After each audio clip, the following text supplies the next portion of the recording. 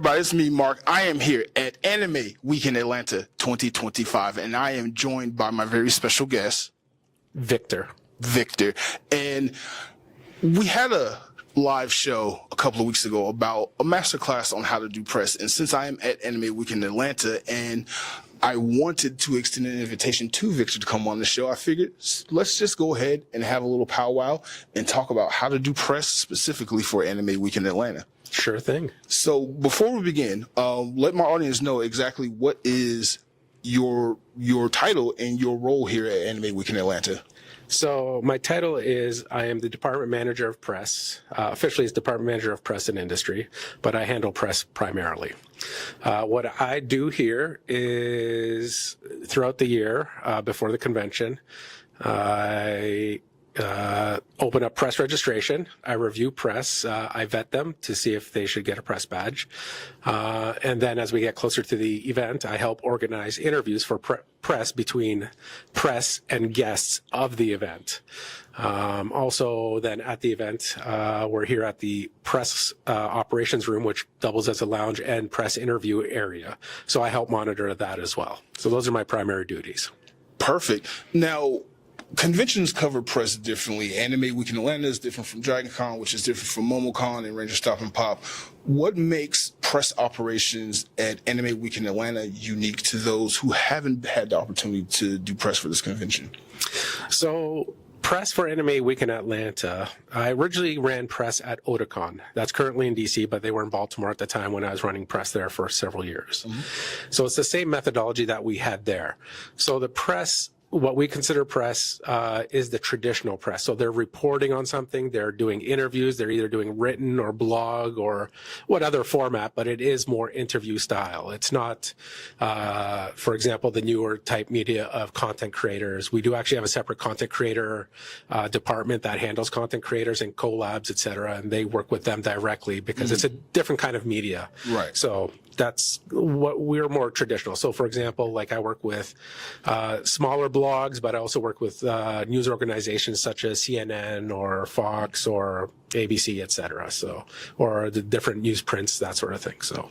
Gotcha. Yeah. Now, another thing with Anime Week in Atlanta versus other conventions, we have to apply for the guests that we're going to try to conduct interviews with. Correct, yes. Dragon Con kind of has something similar. Other cons kind of have something similar. But why does Anime Week in Atlanta take that approach versus, say, a round robin where a guest would just sign up and every outlet shows up if they want to? So the way we do it is when we bring guests, we have them come here for specific reasons, like certain panels or to go for autographs for the attendees, to provide that sort of service for our attendees. But we also have to ensure that their schedule is done appropriately so there's no conflicts. Right. So a lot of the reason why we do it is so we could have organizations and like press organizations and guests. First, we like to do one-on-ones. Mm-hmm. That way the press organization can have direct access to the guest and have their own specific questions. Like with round robins or whatever, you may get one or two questions. Now there's, you know the struggle. But for some, like understandably for some guests, they request that they would do a press conference style, but it depends on the event if they're available to do that sort of thing. Here we just have individual press rooms, so we can't really do press conference style anyway. So we focus on the one-on-one between the guest and the press organization. And we do it the way we do it so we can ensure the schedule the guest has doesn't conflict with any other obligations that they have. Right. Perfect. Yeah. Now, Anime Week in Atlanta has moved locations from the Cobb Galleria scene, and now we're in the Georgia World Congress Center, with this being the second year. Correct. And yeah. I know doing press at the Galleria Center was slightly different than how we have done it here, because I know last year we had that big open space and it was like 3-4 interviews going on at a time, which that was a really unique experience. What has that been like, making the transition from one venue to another? And now this is the second year here, and here you are in another new space. Is it kind of like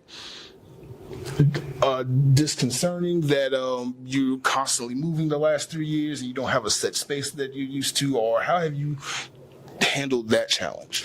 So I've been involved with big events moving to different venues. So I've mentioned Otakon before, and I was involved with them in a big move back in 2017 when the event was moved from Baltimore to DC.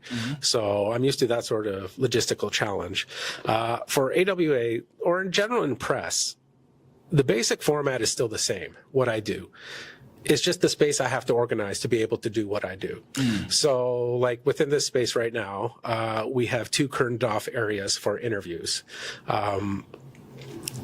We do have to be more cognizant in this space compared to last year, because last year there was kind of like a background noise, so you didn't really have a lot of bleed noise from what was going on in the room. So this one is kind of a nice quiet room, but if there's an interview going on, I have to worry about people talking in the lounge area here. Right. Exactly. So, but those are just the little things. Overall, the overall way I've done things have been pretty much the same. So the Cobb Gallery, it was nice because I had my press operations room and 2 separate small rooms right beside the press operations room to do interviews. So that was much easier to handle. But this one, I've been able to transition to the space that we're given and to be able to still hold interviews. So with the way the interviews are set up this year, there will only be really 1 interview going on at a time. So it won't be as much of a challenge. It's just people just need to be cognizant of if there's an interview going on, we can't have background noise. I don't like to have people interrupted with, you guys are doing a great job and everything, and you're doing hard work. And I don't want to have that ruined because somebody is deciding to.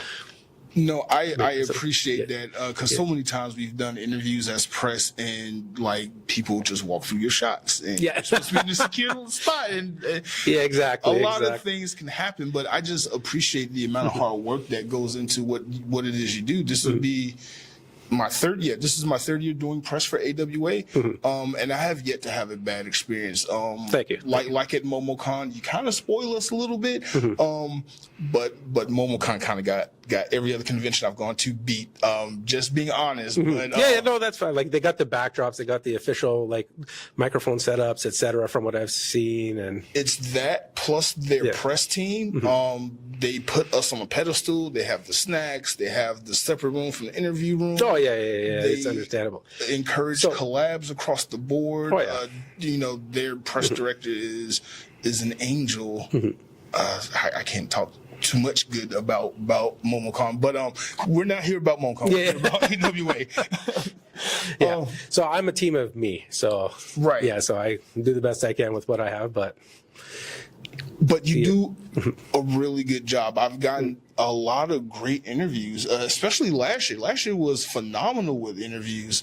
I'm still bringing them out just because I want to post them throughout the year. I know, understandable. Which brings up my next question. So different cons have different requirements for when the outlets are to post their content from the convention. Correct. Yeah. As I just admitted, I haven't posted all my content from last year, but I have a reason for that. But I did post the big important stuff, the big interviews, and got those out the way. So that way I cleared my requirement. But why have 30 to 60 days after the con? Why do you want outlets to post the majority of their content within 30 to 60 days after the convention? So for us, it's specifically 3 months, 90 days. Okay. Yeah, for us, it's 90 days.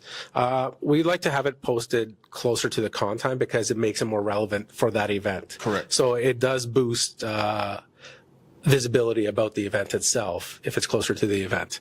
Now, I do know like a lot of content, you're just interviewing the guests. So other than maybe the tagline saying interviewing so-and-so at AWA, you don't really mention AWA during the interview. You're talking to them about what they do. Right. So, which is completely fine. I understand that.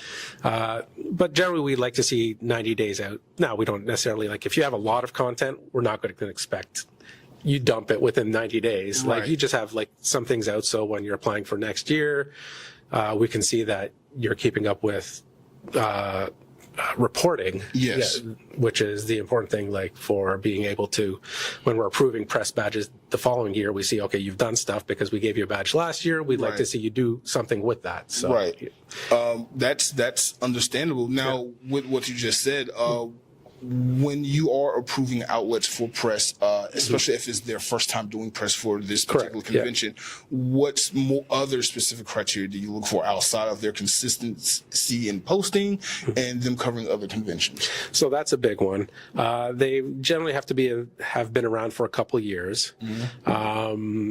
They generally have to have certain numbers. Locally, like the difference between local and somebody coming from far away is a big difference on, like, saying popularity. If we're looking local, I'm okay with lower numbers because you're reaching locally. You're reaching the people who more often attend the event. But if you're like coming from, say, Seattle, and you're a blogger from Seattle, but you only have like a couple hundred followers, who are probably mostly Seattle based. Right. We're not going to be pulling people from Seattle to be more interested to come to AWA. So, but if you're like in national, like if you're a blogger that has like 10,000 followers, or if you're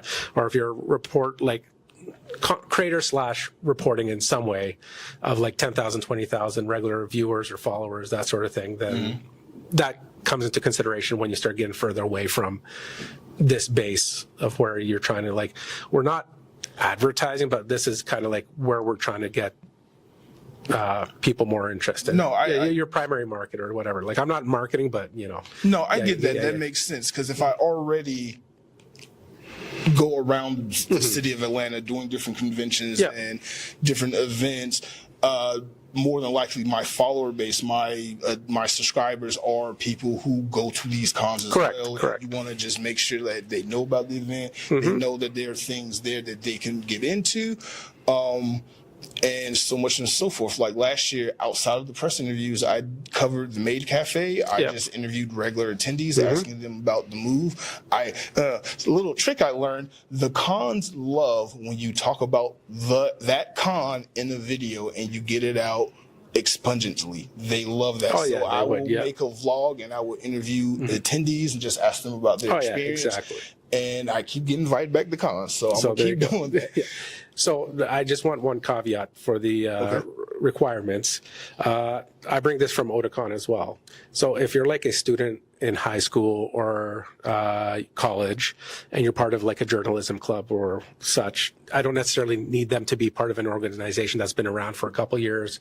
If it's kind of like, if their professor or their club advisor can vouch for them, I tend to help out that way so they could get their journalism chops, as it were, or anything like that. So I don't try to shut out only with, like, it is a bit flexible, the rules. There is no hard and fast. There are some basic things that are required, like, for the general people applying, the 2-year rule, or you have to have a certain number of people who look at your stuff, that sort of thing. But for people who are up and coming and learning the trade, I try to be a bit more flexible on that. So because that's what I'm here for. So, like, to No, that's understandable, and I actually commend you for that, because I love when cons look out for like the up and comers, the next generation, the kids that are trying to learn. Yep. Because I had opportunities like that when I was in high school doing yearbook and magazine club and things like that. So exactly, that is so cool, and that is a good tip. If you are someone who is in high school or college and you work with an organization and you are on the career track of journalism, if you're a nerd, this might be a good opportunity for you to try it out. Now, before we started rolling, you mentioned that you've been doing AWA. You were director for press for AWA since 2014. Correct. Yes, I was it was called director back then. Now they call it manager, but that's gotcha. HR type stuff. But whatever. It's the same role. So since 2014. Gotcha. Correct. When you hang it up, what are you planning on to do when you don't have to be here? Getting all this together? So I'm involved with quite a few events. I'm dropping a few these next couple of years because I'm planning to take a year off, travel the world again. Did that back in 2018. So AWA had to find somebody to cover me for the 1 year that I was gone. Same thing with Otakon. I stepped back from them as well, and as well as KatsuCon in the DC area. So I'm only involved with a couple of Canadian shows and SakuraCon out in Seattle. So I'll be doing those for a little bit because they're a lot easier to handle. But in a couple of years, I'll be taking a break from my day job and traveling the world again.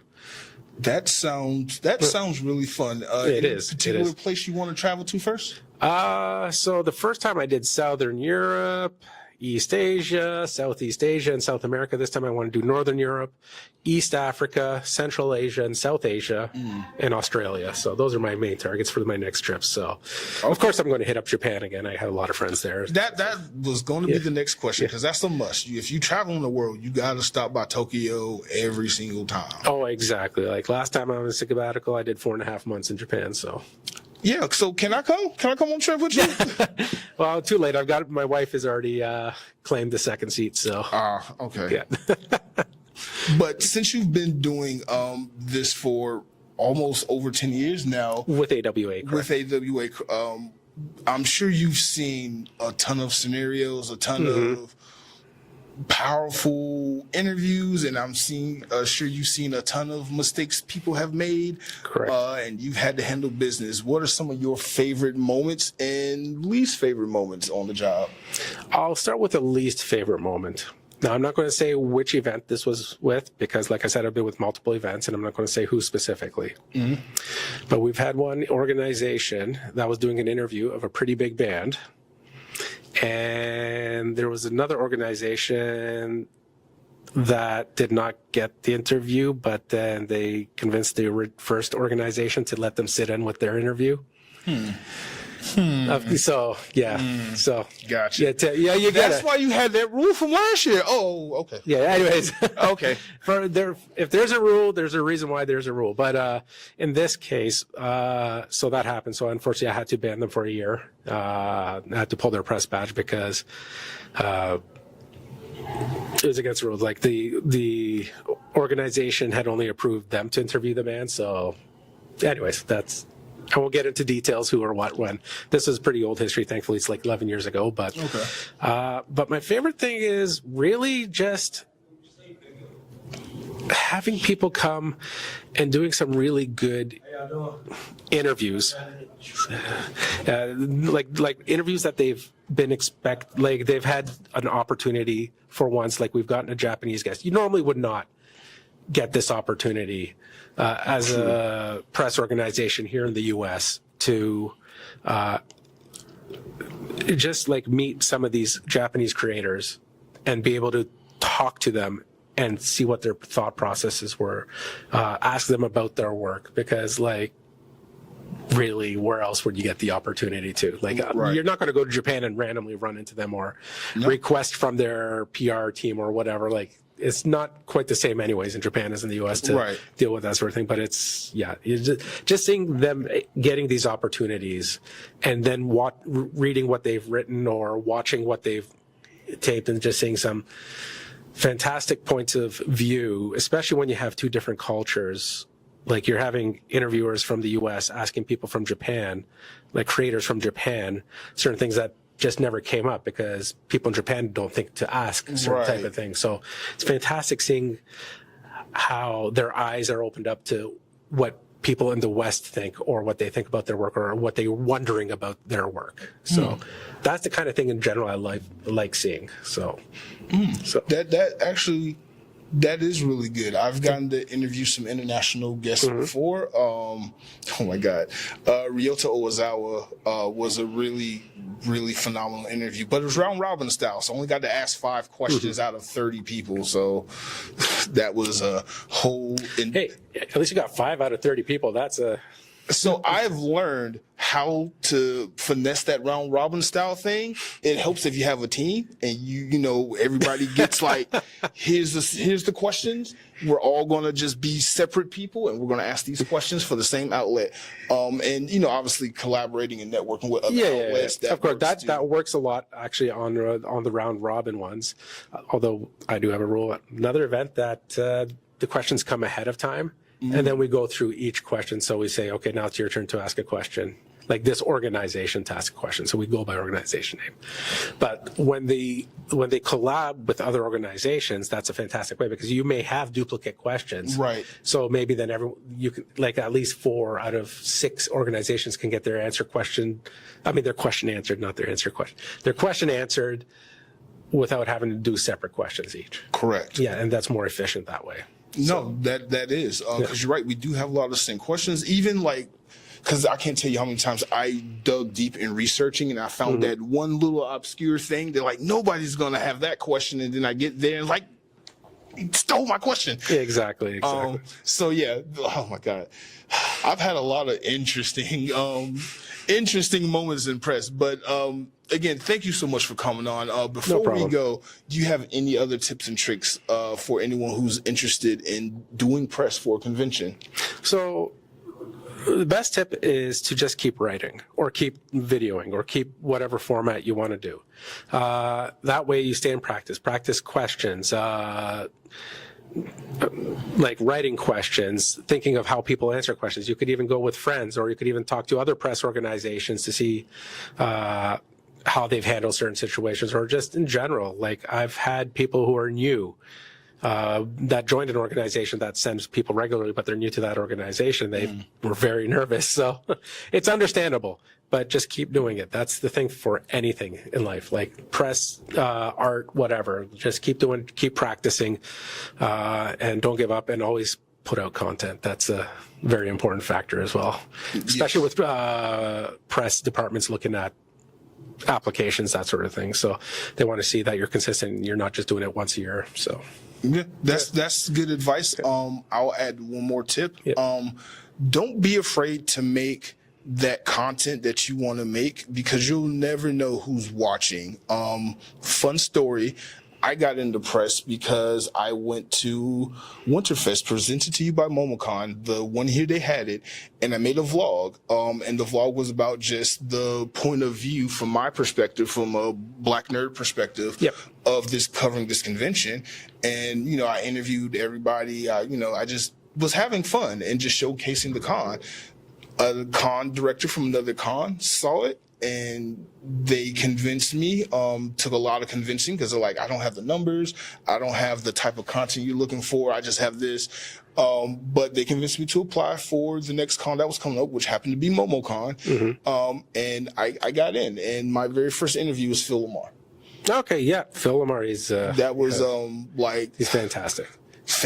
Talk about like meeting your stars and your idols, and you're just like, you have all these questions you want to ask them, but as soon as they start speaking, you're just like a kid sitting Indian style, just like, oh, tell me more. Just tell me more. Shut up. Stop asking questions. Just talk. So like, I've had so many amazing interviews like that. Like I got to interview DMC, Daryl from Run DMC. Yep. I've Ryota Ozawa. Yeah, of course, yes. I just had John Boyega at Dragon Con. So that was an amazing experience. That must have been amazing. That must have been awesome.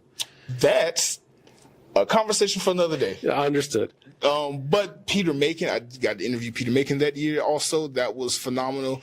Press has opened up so many different doors and opportunities for me now. I'm dabbling in filmmaking and documentary and what is the word? Making documentaries. There we go. There you go. There we go. Say it 5 times fast. No. So just keep doing it. Don't be afraid to make the content that you want to make. Don't be afraid to apply. You're just putting your email address and your numbers and some content you shot, and just hit apply. It's a simple application. The worst that can happen is you get rejected, and then you move on to the next one. Exactly. Yeah. But that's all I got for now. Join me as I continue to cover Anime Week in Atlanta 2025 over this holiday weekend. Thank you for coming. Thank you for having me. Like, I swear to God, every time the year after, I'm like, they're never going to approve me. They're never going to approve me. I did so bad. As long as you're putting out content and it's good content and your numbers are reasonable, then I have all those things. Yeah, there you go. But thank you so much. Thank you. Yeah.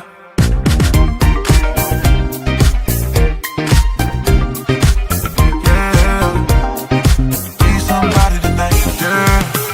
I love it how you move it, how you wind it up. We can jump into it, we can line it up. We can stay slow, what you mean? We can stay slow, what you mean? Yeah. Be somebody tonight, doing that dance, digging that dance. I love. Be somebody tonight, be somebody tonight. Pull up on me. We've got so much to see. Maybe I can show